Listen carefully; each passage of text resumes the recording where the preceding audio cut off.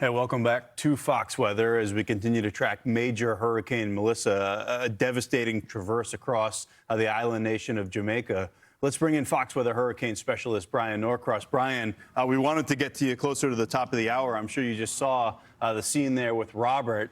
It's got to be that shift in the wind direction, right? He was a little sheltered by some of the high terrain, but man, it seems like that picked up considerably as Melissa's moving north. Yeah, but I think it's not moving north, Ian. I think it's moving more east. So I think what's happened is he's gotten into the more of the core of the hurricane. The system has kind of jogged one way or the other.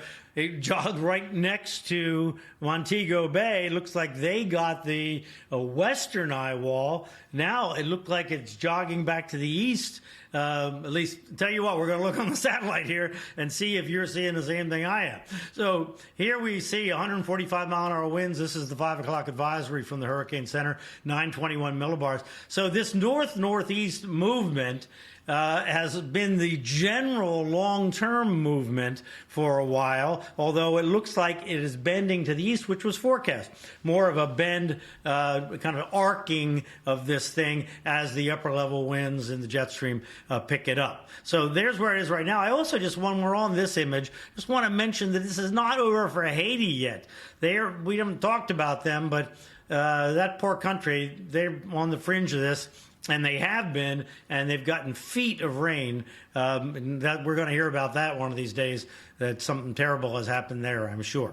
Right here you see the Hurricane Melissa making landfall here in Jamaica. Let's go close up on this. Okay, watch this now. Look at all the jogs back and forth. Now there you see the move as of the 5 o'clock advisory to right there. See, it came up right near Montego Bay. It's about 10 miles away, then jogged off to the east. Now it looks like, to me, it's over here somewhere now. And Robert is right in here. So I think what's happened is the core of the storm, which might be something like that, has just gotten closer to him.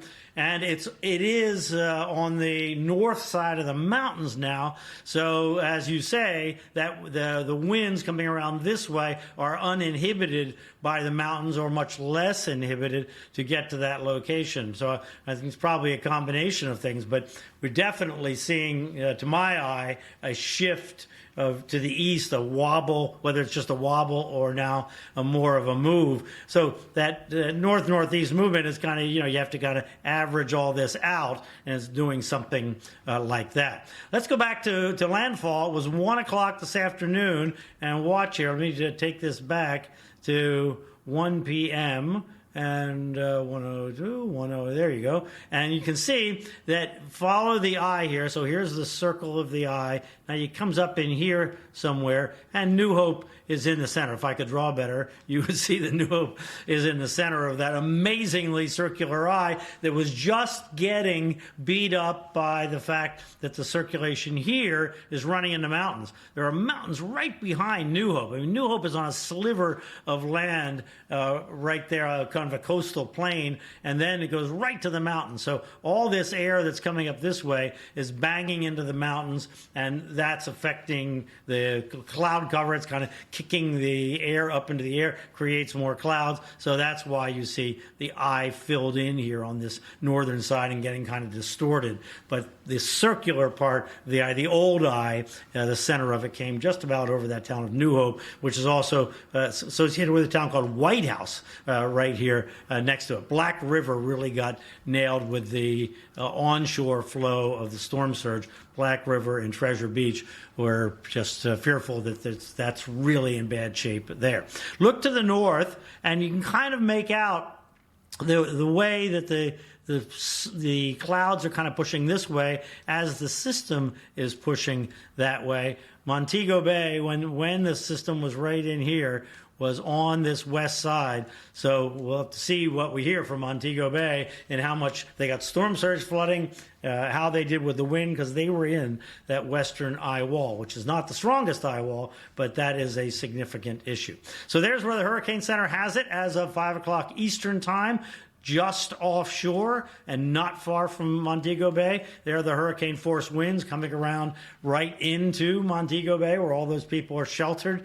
Now, these are the hurricane force gusts here. You see only over the northern part of the country now as the system is moving away. So let's see how long it's going to take to move away. About 8 p.m. Eastern, 7 p.m. in Jamaica. That's when the hurricane force gusts move away.